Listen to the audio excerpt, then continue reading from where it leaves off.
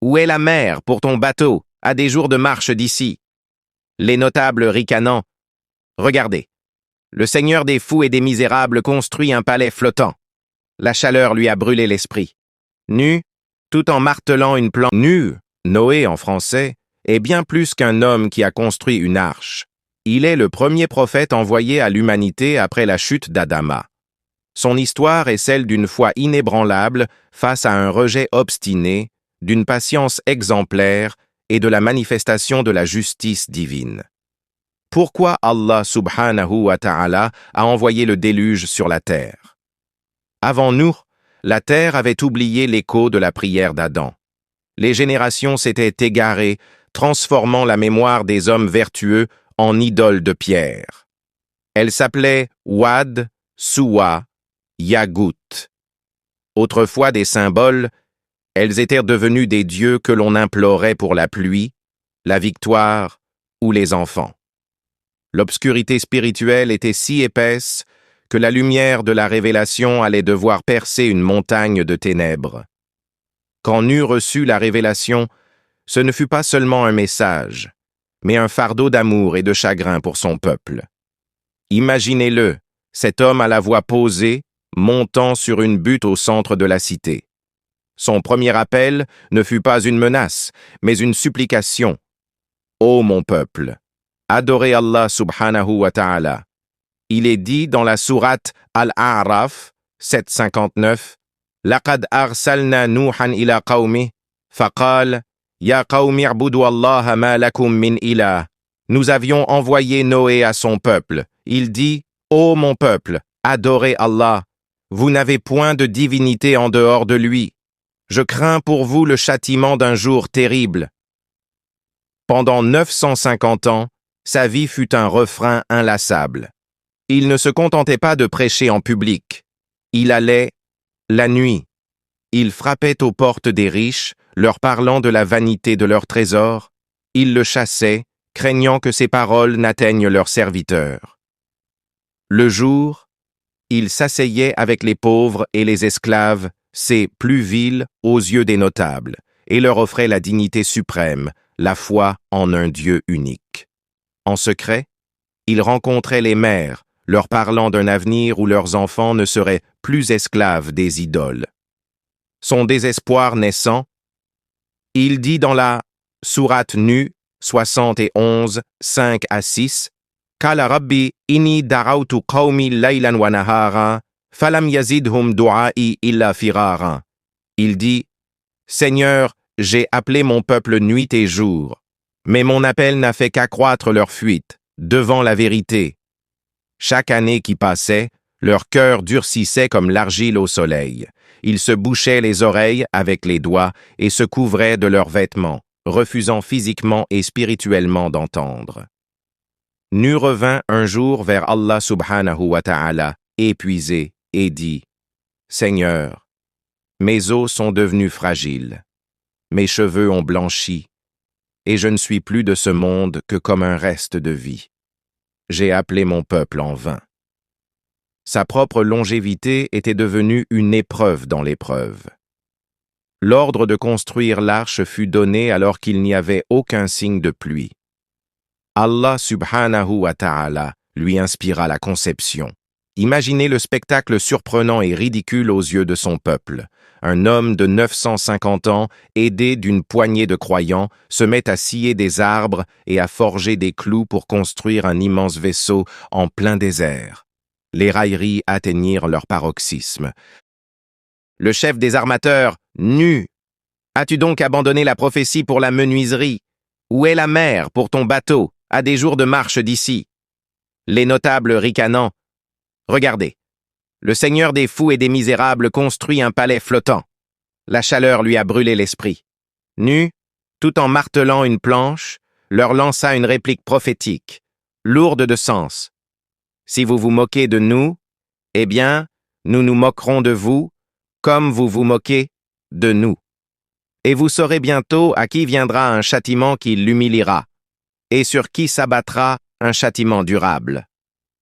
Ce n'était pas une moquerie de vengeance, mais l'assurance de celui qui sait comment l'histoire va se terminer.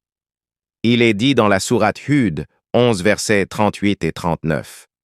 وَيَصْنَعُ الْفُلْكَ وَكُلَّمَا مَرَّ عَلَيْهِ مَلَأٌ مِّن قَوْمِهِ سَخِرُوا مِنْهُ قَالَ إِن تَسْخَرُوا مِنَّا فَإِنَّا نَسْخَرُ مِنكُمْ كَمَا تَسْخَرُونَ فَسَوْفَ تَعْلَمُونَ مَنْ يَأْتِيهِ عَذَابٌ يُخْزِيهِ وَيَحِلُّ عَلَيْهِ عَذَابٌ مُقِيمٌ. Et il construisait l'arche. Et chaque fois que des notables de son peuple passaient près de lui, il se moquait de lui. Il dit, « Si vous vous moquez de nous, eh bien nous nous moquerons de vous, tout comme vous vous moquez. Vous saurez bientôt sur qui s'abattra un châtiment qui l'humiliera et sur qui s'installera un châtiment durable. » Le signe ultime arriva. Le four se mit à bouillonner, la terre exsuda de l'eau de toutes parts, les sources jaillirent avec une violence inouïe et le ciel déchira ses outres. Ce n'était pas une simple pluie, c'était la conjonction d'un châtiment venu du ciel et de la terre. La scène de l'embarquement fut chaotique et miraculeuse. Allah subhanahu wa ta'ala ordonna à Nour, dans la sourate Hud 11, verset 40, « Charge là-dedans un couple de chaque espèce, ainsi que ta famille, sauf ceux contre qui la parole a déjà été prononcée et ceux qui ont cru. » Les animaux affluèrent de leur propre gré, obéissant à un ordre divin invisible, tandis que les derniers croyants, tremblants et émerveillés, montaient à bord. Puis vint le drame le plus déchirant.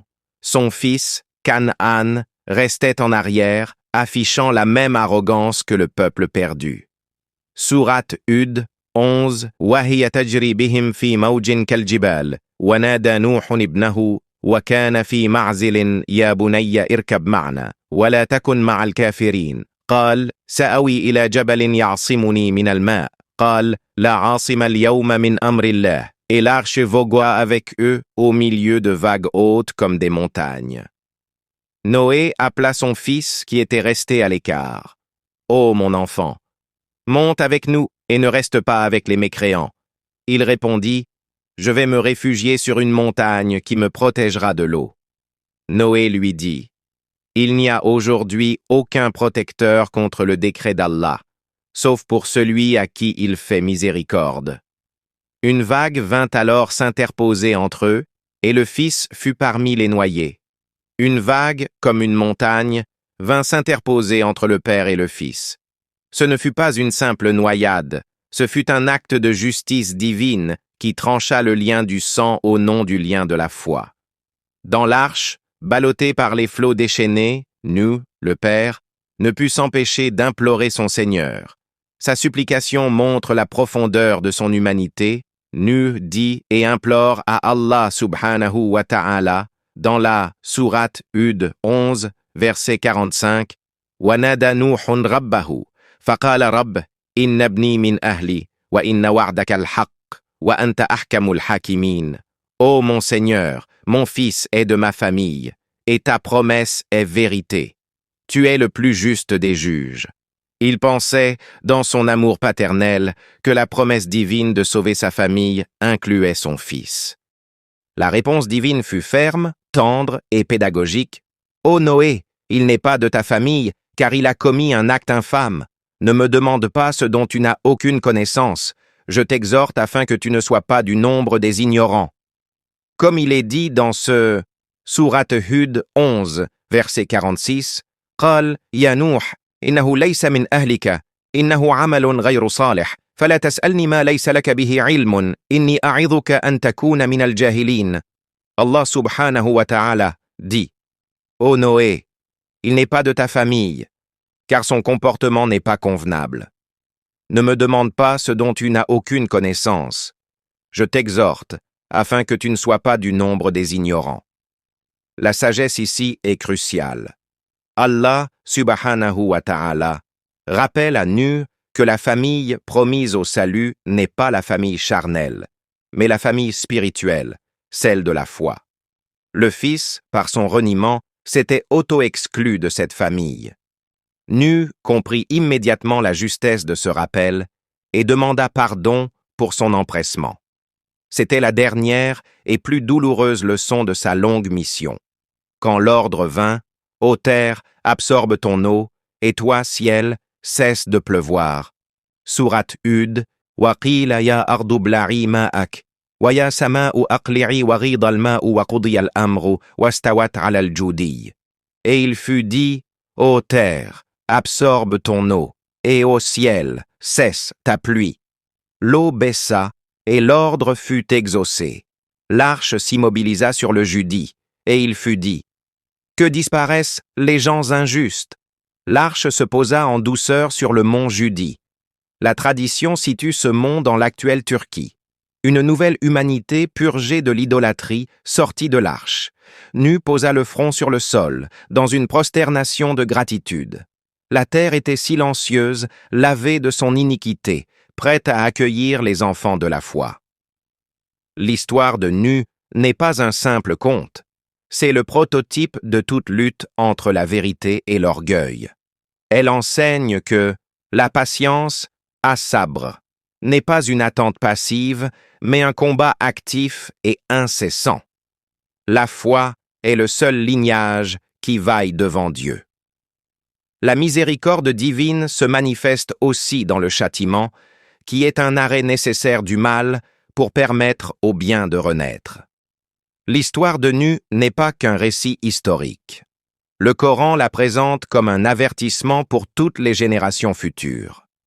Et Noé dit dans la sourate Nu, 71, versets 26 à 27. وَقَالَ نُوحٌ رَبِّ لَا تَذَرْ عَلَى الْأَرْضِ مِنَ الْكَافِرِينَ دَيَّارًا إِنَّكَ إِن تَذَرْهُمْ يُضِلُّوا عِبَادَكَ وَلَا يَلِدُوا إِلَّا فَاجِرًا كَفَّارًا. Seigneur, ne laisse sur la terre aucun habitant parmi les mécréants. Si tu les laisses en vie, ils égareront tes serviteurs et n'engendreront que des pécheurs infidèles. Elle nous enseigne que la persévérance dans la vérité, même dans la plus grande solitude, est récompensée par le salut de Allah subhanahu wa ta'ala. Elle nous met en garde contre l'endurcissement du cœur et nous rappelle que le châtiment de Dieu est une réalité pour ceux qui, après avoir été avertis, persistent dans l'orgueil et la mécréance. L'histoire de Nu n'est pas qu'un récit historique. Le Coran la présente comme un avertissement pour toutes les générations futures. Sourate Nu, 71, 26 à 27. Supplication finale de Nu. وَقَالَ نُوحٌ رَبِّ لَا تَذَرْ عَلَى الْأَرْضِ مِنَ الْكَافِرِينَ دَيَّارًا إِنَّكَ إِن تَذَرْهُمْ يُضِلُّوا عِبَادَكَ وَلَا يَلِدُوا إِلَّا فَاجِرًا كَفَّارًا. Et Noé dit, Seigneur, ne laisse sur la terre aucun habitant parmi les mécréants. Si tu les laisses en vie, ils égareront tes serviteurs et n'engendreront que des pécheurs infidèles. Merci d'avoir regardé la vidéo jusqu'ici. Qu'Allah subhanahu wa ta'ala t'accorde sa miséricorde cette semaine et on se dit à la prochaine pour une nouvelle vidéo. Barakallahu fikum. À très bientôt pour une nouvelle vidéo. Abonnez-vous et dites-nous en commentaire si vous avez été à cette époque. Qu'auriez-vous fait? Auriez-vous suivi Nu ou auriez-vous fait autre chose?